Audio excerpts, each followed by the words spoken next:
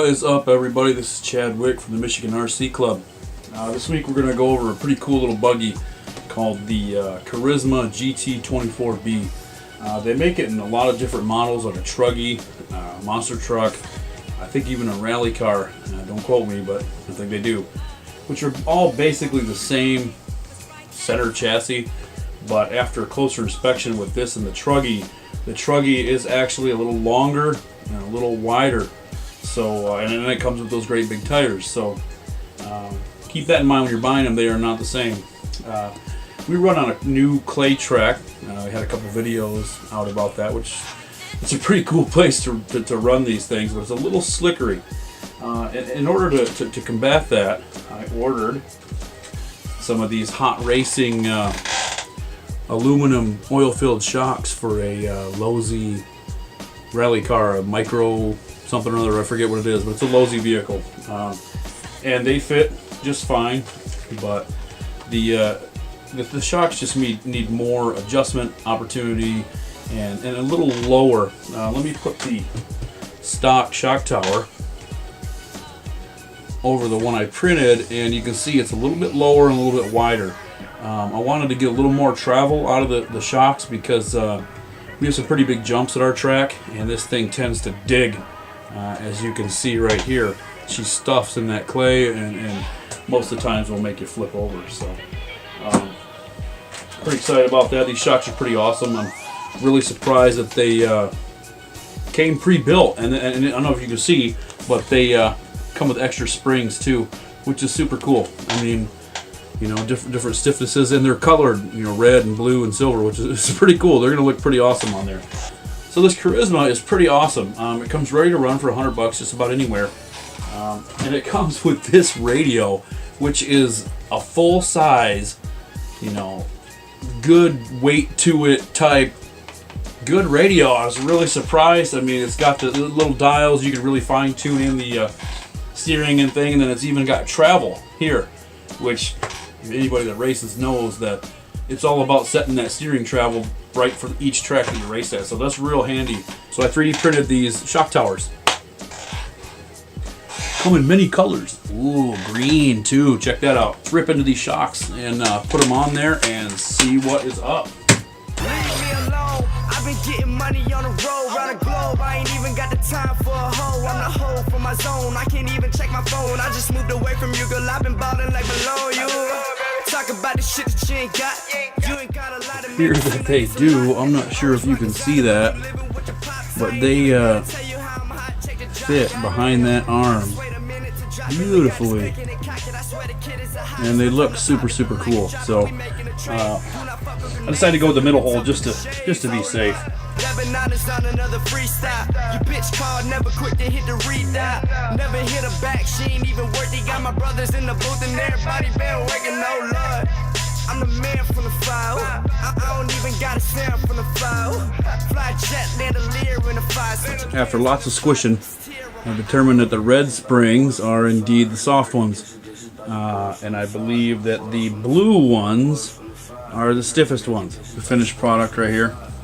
I printed up some green shock towers while I was struggling, but I mean, these shocks, they look cool, but man, they take a lot of work to get them to look to work like that. I mean, it's a finesse thing with that collar, and it's just garbage. I can't believe how much crap I had to go through to get these things to work. I started doing this around noon. Okay, it is 5:15, so 5 hours I've spent dinking with this car. Animal Hannibal eating rappers like a cannibal. These tricks up a kiss. While I'm stealing all your animals, they line up for gigs. I told the labels I'm a Lanimals, a phantom most black on both sides, not a phantom ghost. But put me in my lane and I'ma find the lead.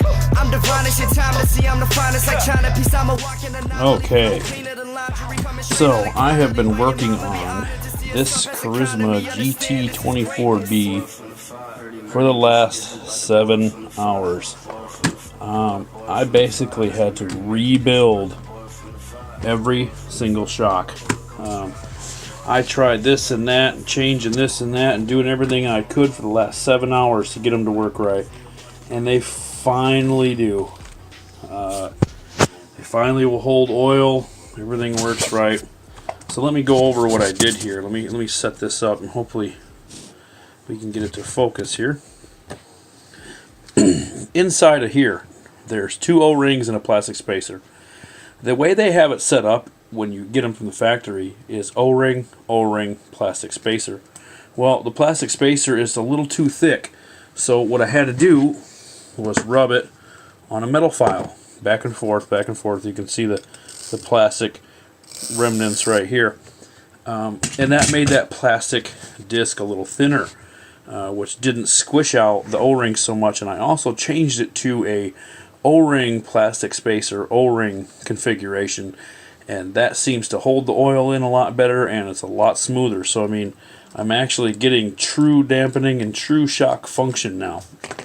So in closing, these shocks aren't so bad if you do that. If you take the time to shave down that little spacer and redo the O-rings, and man, now they actually work really nice. Here's that test. See, she's pretty good. I'm running pretty thin oil though. I have 17 in the back and 27 in the front, and I think the whole thing probably should have been 27 because there's a little bounce here in the rear. So yeah, see, there's a little bounce in the rear but not in the front. So maybe someday when I feel like taking these friggin' screws out again and again and again, I will put some more oil in there. But we'll see. I want to run it a little light in the back because it's just pretty slippery where we race. But something for sure is that they do look super pimp on there. And I don't know if, like I said before, you got to have those shock towers. Something to get a little bit lower and a little bit wider, I think. And I added some other holes to make sure that you had options and things. So now they're working real good. I got the stiff springs in the front, which from what I gather after squishing them down a million times is that the blue ones are the stiff ones, the silver ones are the medium ones, and the red ones are super soft. So we've got the stiff and the medium going on. So, and I kind of like that. If I push down in the middle, the rear end goes first, showing me that it's going to kind of ride like that, and then over a jump it should stay nice and friendly. So in closing, these shocks aren't so bad. You just need to rebuild them. And I can't say about the Carisma shocks if they would be any better or not, but who knows? I mean, they're all built pretty much the same. I think what had happened here was just a simple mistake by people assembling them. I don't know. It seems to work a heck of a lot better for me to have a O-ring, the spacer, and the O-ring. So there you go.